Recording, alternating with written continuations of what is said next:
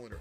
Then it's Reggie Jackson. Will he settle for a layup this time? No, sir. Another hammer. Reggie, just with an exclamation point at this point, puts his Clippers up 108-96.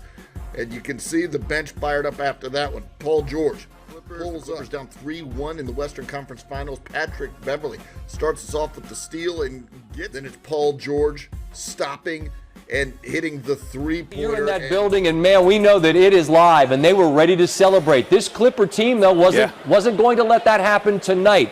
What did they demonstrate, and what have they shown us all playoffs long when the proverbial backs are against the wall? Incredible guts, incredible heart, incredible coaching on the part of Ty Lue. We thought that when Zubac was ruled out of the game because of his sprained MCL that you would see DeMarcus Cousins in there, but he started Marcus Morris. Marcus Morris was the MVP of the first half of the Clippers. The way he came out, hitting shots from all over the place, he was sensational. And give DeMarcus Cousins credit. I mean, in 11 minutes, he gave you 15 points and 15 big points. He was definitely formidable. He deserves a lot of credit. Agreed. But it really all comes down. It really all comes down to Paul George. It really all comes down to what he was able to do. 41 points, just a spectacular performance. After shooting 5 of 20 in the last game, he shot 15 of 20 this particular game. He was absolutely sensational. There's no way around it. You've got to give credit where credit is due. He answered the call. Playoff P, not pandemic P, playoff P, showed up, and he showed up big time. And Reggie Jackson, 2 big threes to stave off Phoenix, along with a fast break dunk. I mean, you just look around, and it was a total team effort. The Clippers deserve a boatload of credit. I did it. Most people didn't believe that they would win this game, but they believed that they would win this game, and they pulled it out. Stephen A., as you are there in the building, and we saw that there was that great shot of you and Wilbon from that, the Valley oop, right? And Wilbon said it was as loud as anything he's heard. It felt like they could never quite get to that point tonight where they got the lead briefly in the third, but the Clippers always had an answer. Was the building that was so ready to explode just never quite able to get to that place? Totally true, because the Clippers were scrappy. They wouldn't let them get on but so much of a run. And I thought that the Clippers were doomed when they came out. Devin Booker hits a 3 right as the buzzer sounded to end the first half. You pull them within 7. They come out of the half. CP3 hits a shot.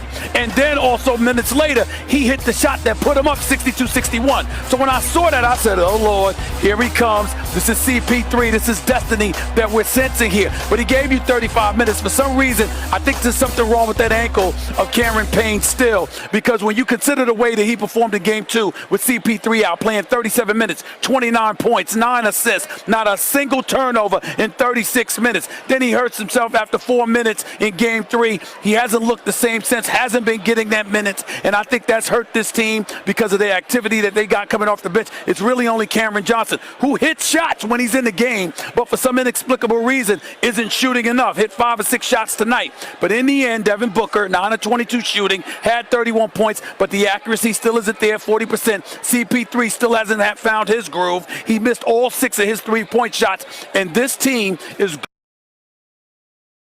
going to go where CP3 and Devin Booker takes them. And the Clippers said, oh, no, wait a minute. Somebody else better beat us, because we're not going to let those two run roughshod over us. They're going to get their points, but we're going to make them work for everything, and they're not going to shoot it at a high percentage. So Monty Williams is going to have to figure out something, because the Clippers, scrappy, collectively came together and really was just all in them. And key guys made key shots. Paul George, Patrick Beverley even hit a big-time three-pointer. DeMarcus Cousins again. Of course, Reggie Jackson. Marcus Morris Sr., MVP of the first half. It was a collective effort, incredibly gutsy. And if they show up and do this in Game 6, we're going to be right back here Friday for Game 7. Yeah, this Clipper team has been fantastic in these situations. Stephen A. Smith, appreciate you first take in the morning, and I appreciate you staying up late with us as always, my friend.